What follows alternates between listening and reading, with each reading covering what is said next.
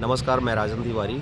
आप देख सकते हैं हमारे पीछे में जो लोग सोए हुए हैं, ये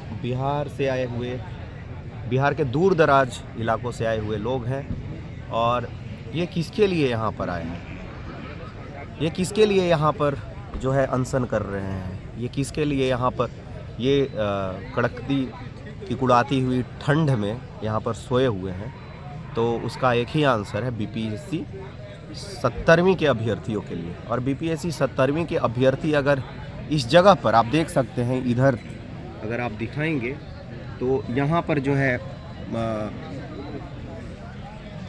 महात्मा गांधी का प्रतिमा है, और महात्मा गांधी के प्रतिमा के ठीक नीचे अनशन पर हैं जन स्वराज के नेता प्रशांत किशोर और हमारे सारे साथी जो बीपीएससी प्रोटेस्ट में, बीपीएससी सत्याग्रह में शुरू से शामिल है।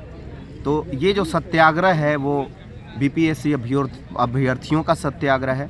जैसे महात्मा गांधी ने बाहर से आकर राजकुमार शुक्ला के द्वारा बुलाए जाने पर वहाँ पर जो भी अवैध तरीके से नील की खेती कराई जा रही थी उसको बैन करवाया था, ठीक उसी तरीके से कोई अगर एक अनशनकारी जिनका नाम प्रशांत किशोर है, वो हमारे लिए अगर खड़े हुए हैं, मीडिया में उनका फेस का वैल्यू है, तो निश्चित रूप से हम लोगों को उनका समर्थन करना चाहिए। और मैं तमाम छात्रों से, अभ्यर्थियों से और बहनों से और ख़ासकर शिक्षकों से भी अनुरोध करता हूं कि वो हम इस सत्याग्रह स्थल पर ज़रूर आएँ और हमारी ये जो मूवमेंट है शिक्षा सत्याग्रह का, उसमें शामिल हो ताकि हम लोगों को न्याय मिल सके। क्योंकि जिस तरीके से आज री एग्ज़ाम हुआ है और जिस तरीके से सवाल पूछा गया है, वो फिर से बीपीएससी आयोग को कहीं ना कहीं से जांच के दायरे में लाती है और उसकी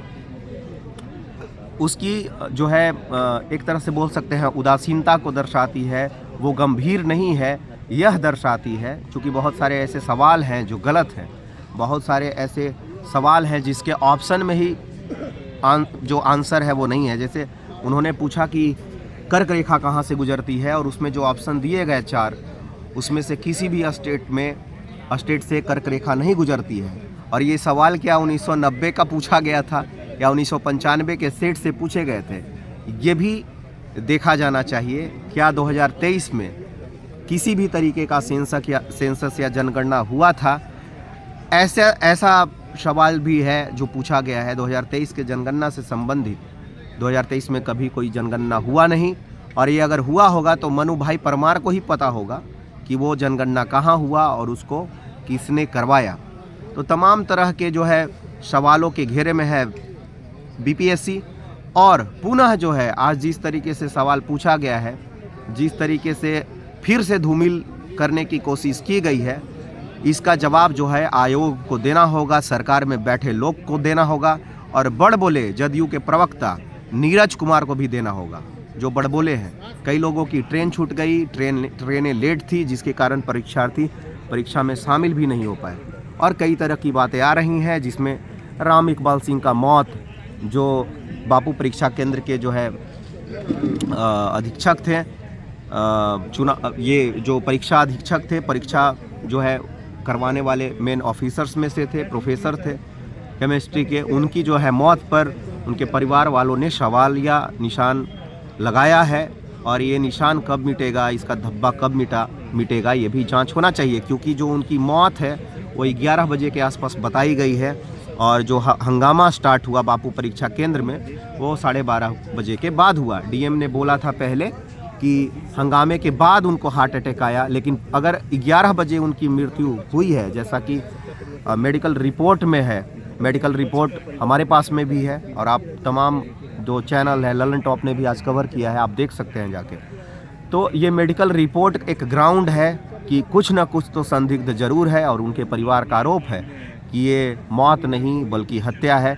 और अगर हत्या है तो उसके पीछे कौन से लोग शामिल है और क्या साजिश चल रहा था बीपीएससी परीक्षा को लेकर, और क्या ये बहुत बड़ी साजिश थी पेपर लीक को लेकर, क्या बहुत सारे लोग इससे लाभान्वित हुए हैं, ये भी जांच किया जाना चाहिए। तो ये सारी बातें हैं, आप लोग ज़रूर पहुँचिए। और यहाँ आकर जो है इस सत्याग्रह जो हो रहा है, जो बहुत बड़ा शिक्षा सत्याग्रह हो रहा है, ये ऐतिहासिक है अपने आप में। पिछले 20-25 सालों में ऐसी सत्याग्रह नहीं हुई। इसका जो है आप एक भाग बने और जीवन भर जो है अपने जो है याद को संजोए रखिएगा। जीत हार अपनी जगह है और हम लोग अगर ठीक से लड़ेंगे तो निश्चित रूप से जीतेंगे। बहुत बहुत धन्यवाद।